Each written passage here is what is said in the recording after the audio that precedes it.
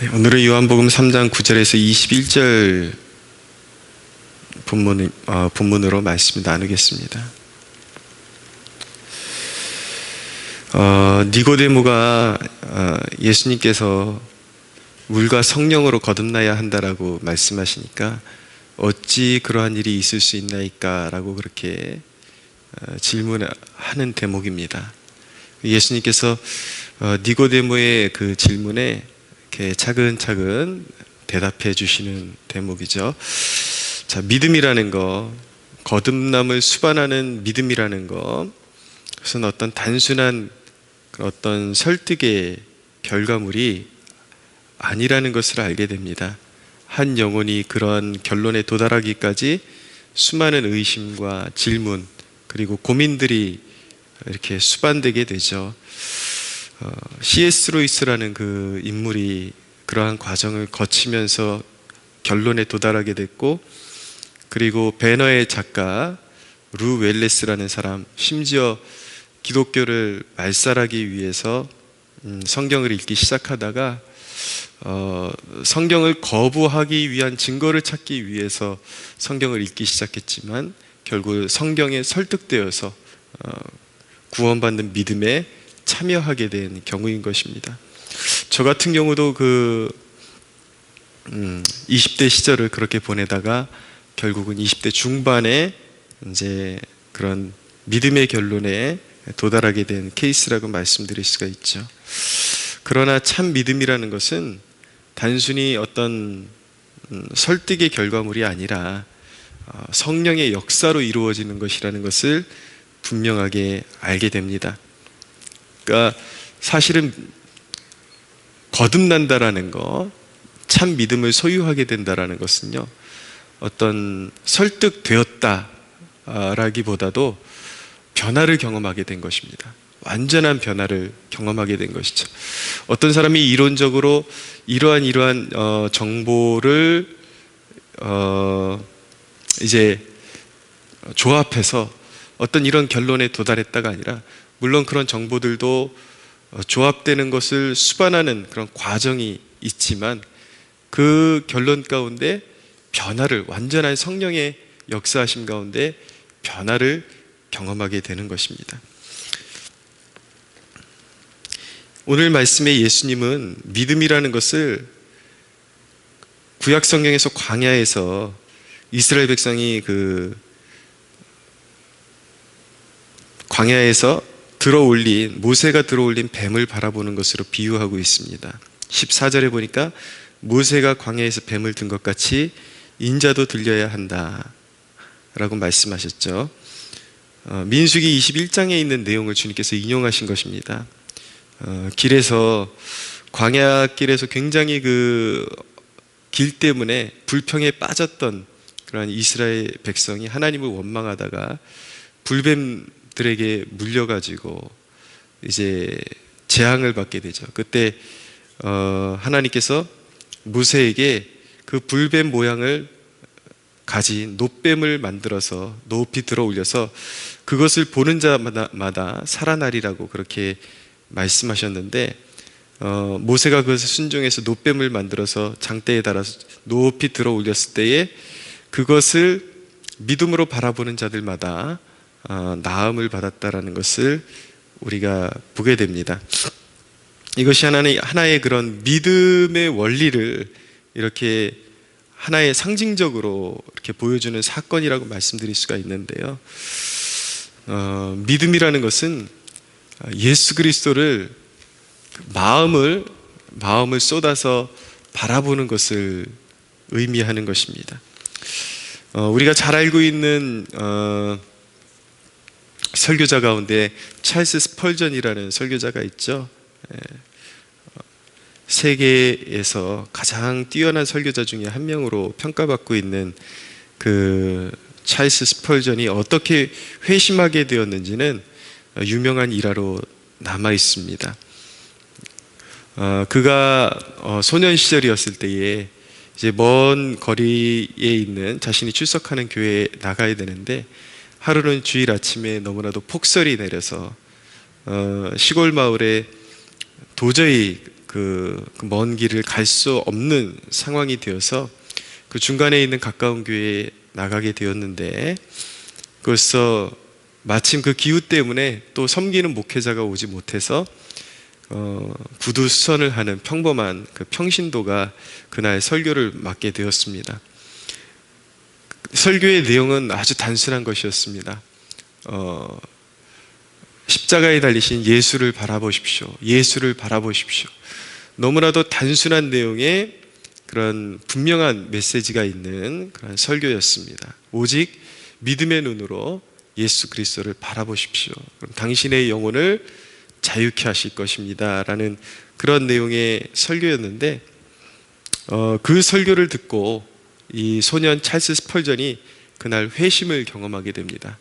완전히 영적인 변화, 영적인 자유, 정말 예수 그리스도를 믿음으로 바라봤을 때에 그리스도께서 자신의 영혼을 자유케 하시는 그런 놀라운 인생의 일대의 놀라운 변화를 경험하게 되죠. 이렇게 변화를 경험하게 되면은 그런 한 영혼 속에 있는 모든 그런 불명확성, 불명확함, 그러한 것들이 사라지고 믿음에 관한 모든 의심, 그리고 의문들, 이런 질문들이 그 믿음 안에서 녹아지고 하나님 자녀의 정체성을 비로소 의식하게 되는 것입니다. 우리가 우리가 복음에 감격하게 되는 것은요, 분에 넘치는 사랑을 받았기 때문인 것입니다. 하나님께서 어떠한 상황 가운데 그 아들을 보내주셨는지를 우리가 기억하고, 어떠한 상황 가운데서 우리가 부름받았는지를 기억하면 우리는 그 사랑에 더욱 감격하게 되고 더욱 믿음으로 주님을 신뢰할 수밖에 없게 되는 것입니다. 16절은 굉장히 유명한 구절이죠. 하나님이 세상을 이처럼 사랑하사 독생자를 주셨으니 이는 그를 믿는 자마다 멸망하지 않고 영생을 얻게 하려 하심이라. 여기서 말하는 하나님이 세상을 이처럼 사랑하사라고 말씀할 때 세상은 어떤 세상입니까? 여기서 말하는 세상은 하나님을 반역한 세상, 불의로 가득 찬 세상, 하나님이 정말 사랑하실 만한 건덕지가 없는 그 세상을 말하는 것입니다. 그러한 그 세상의 한복판에, 그 세상의 중심에 저와 여러분이라는 존재도 함께 섞여 있었죠. 그런데 그 세상 가운데서 매력없고 하나님 보시기엔 너무 매력없고 그리고 심판받아 합당한 그 세상 가운데 하나님께서 독생자를 보내주신 것입니다. 예수 그리스도가 바로 그분이시죠. 그러한 버림받아 마땅한 세상 가운데서 우리도 그와 같은 존재였는데 그 가운데서 하나님께서 믿는 자들을 구별하여 구원을 주신 것입니다. 그러니까 사실은 우리도 그 멸망에 마땅한 세상과 별반 다르지 않은 존재인 것이죠. 무언가 우리에 있어서 하나님이 구원하신 것이 아니라 이해할 수 없는 사랑으로 우리를 부르셔서 그 구원에 참여하게 하신 것입니다. 심판이라는 것은 자명합니다. 그리고 너무나도 간단합니다. 믿지 않는 것, 예수님을 믿지 않는 것 자체가 심판인 것입니다. 17절, 18절을 읽어드리면 하나님이 그 아들을 세상에 보내신 것은 세상을 심판하려 하심이 아니요 그로 말미암아 세상이 구원을 받게 하려 하심이라. 그를 믿는 자는 심판을 받지 아니하는 것이요 믿지 아니하는 자는 하나님의 독생자의 이름을 믿지 아니하므로 벌써 심판을 받은 것이니라.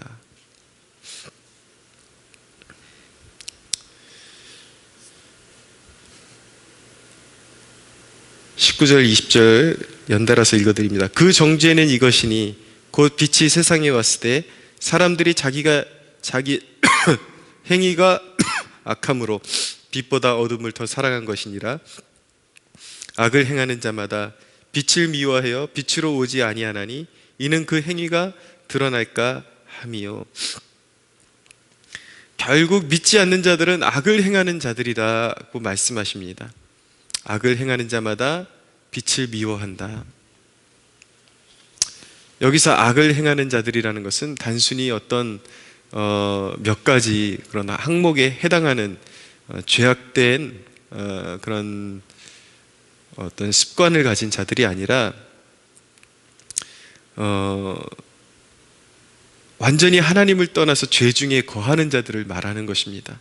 마음에 하나님을 거부하고 그 본성 자체가 죄성에 머물러 있는 사람들. 예. 심지어는 그 죄성이 겉으로 드러나는 행위에 잘 드러나 보이지 않는다 할지라도 하나님을 떠나 있는 영혼, 그런 죄의 본성 안에 그대로 머물러 있는 영혼들, 그런 영혼들을 말하는 것입니다.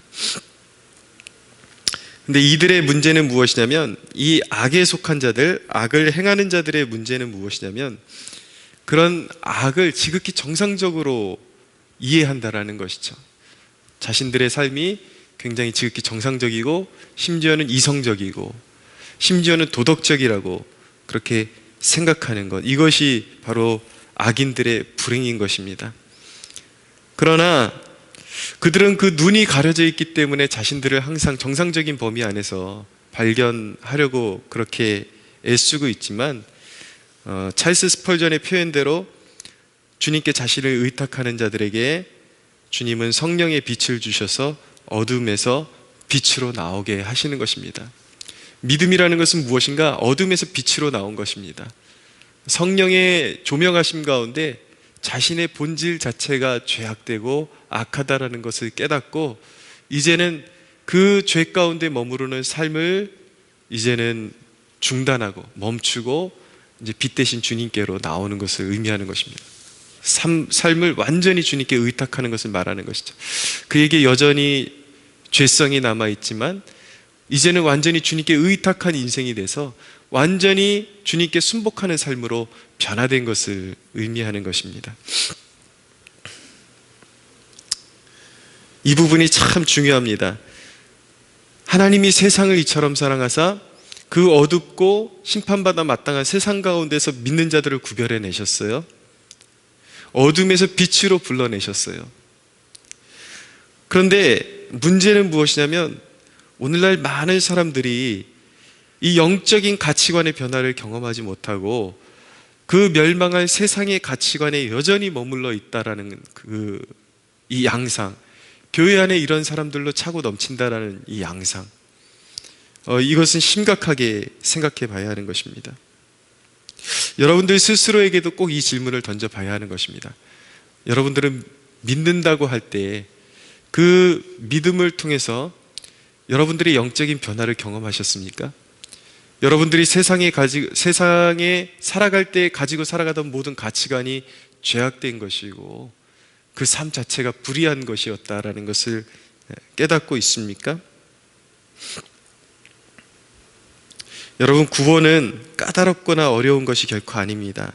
단지 진짜와 기만적인 신앙, 기만적인 믿음, 기만적인 신앙생활이 있을 뿐인 것입니다. 오늘 이 아침에 여러분들이 생각하는 그 믿음에 대해서 다시 한번 체크해 보는 시간을 갖기를 원합니다. 여러분들이 경험했다고 하는 그 믿음, 회심, 이런 것들이 진정한 그 세상의 가치관에서 완전히 돌아선 그런 가치관인지 믿음인지 점검을 꼭 해봐야 합니다. 오늘날 굉장히 심각할 정도로 이 거듭남의 표징이 없는 그런 목회자들이 이렇게 가르치는 모습들 어렵지 않게 볼 수 있고요. 이런 목회자들, 이런 성도들이 세상의 이념과 연합돼 가지고 잘못된 믿음을 유포하고 가르치는데 굉장히 심혈을 기울이고 있다는 것을 보게 되는데, 완전히 이 가르침의 그 변화, 이 심령의 변화를 경험하지 못하면 그런 가르침을 따라가면서 가라지가 가라지를 만드는 그러한 패단 가운데 머물 수밖에 없는 것입니다. 예수님은 여러분들이 진정한 변화를 갈망할 때 반드시 성령을 선물로 주실 것입니다. 성령께서 여러분들의 마음을 움직이시고 변화시키는 역사를 분명히 주실 것입니다. 여러분들이 그러한 진정한 변화를 경험할 수 있다면 그때는 보는 눈이 완전히 달라지게 될 것입니다. 신앙의 가치, 그리고 교회를 대하는 태도가 달라질 것입니다. 저는 특별히 요즘 하나님께서 저에게 주시는 마음 가운데 교회에 대한 그런 각별한 마음을 저에게 알게 하시는데, 여러분들이 교회의 소중함을 알지 못한다면 진정으로 여러분들은 거듭난 백성으로서의 삶을 외면하고 있는 것이라는 것을 꼭 알기 원합니다. 진정으로 거듭나고 진정으로 예수님을 사랑한다라는 것은요, 바로 주님의 몸된 교회를 너무나도 소중한 존재로 품고 교회를 위해서 자신의 몸과 마음을 기꺼이 헌신하겠다는 결단이 수반되는 사건이라는 것을 오늘 아침에 꼭 기억하시고 우리의 믿음을 새롭게 점검하고 초심으로 다시 회복되어지는 축복을 누리시는 저와 여러분들이 되기를 소원합니다.